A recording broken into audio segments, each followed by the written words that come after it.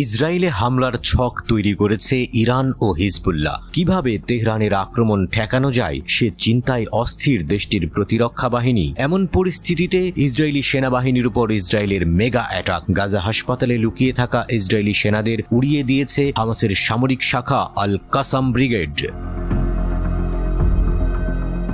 Hamas জানিয়েছে রাফাতে এই হামলায় ইসরায়েলি সেনাদের মাঝে হতাহতের ঘটনা ঘটেছে। গাজার রাফা সিটিতে ঢুকে পড়া ইসরায়েলি সেনাবাহিনীর সাথে মুখোমুখি যুদ্ধ হয়েছে হামাসের।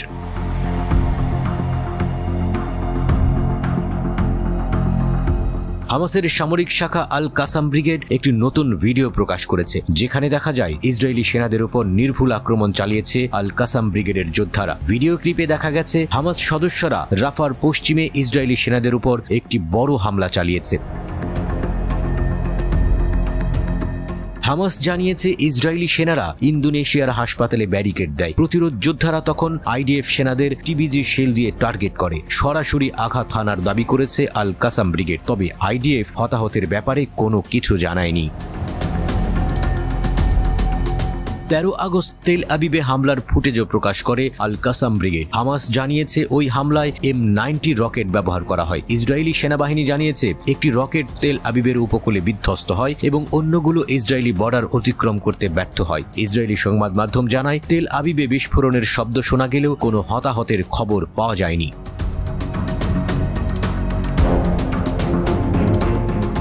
এদিকে গাজায় পৃথক দুই ঘটনায় ইসরায়েলি এক পুরুষ জিম্মি নিহত ও 2 নারী জিম্মি আহত হয়েছে বলে জানিয়েছে আল কাসাম ব্রিগেড। ইসরায়েলিরা ফিলিস্তিনিদের নির্বিচারে হত্যা করতে থাকার জেরে এসব ঘটনা ঘটেছে বলে আল কাসাম ব্রিগেডের মুখপাত্র আবু উবাইদা জানিয়েছেন।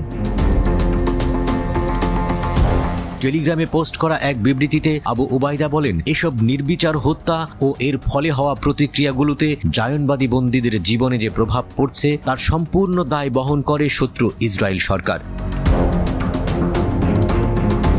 গাজায় ইসরায়েলের নাশকতামূলক তৎপরতার প্রতিবাদে কাতারের রাজধানী দোহায় যুদ্ধবিরতির আলোচনায় হামাস অংশগ্রহণ করবে না বলে জানিয়েছে সংগঠনটির একজন কর্মকর্তা।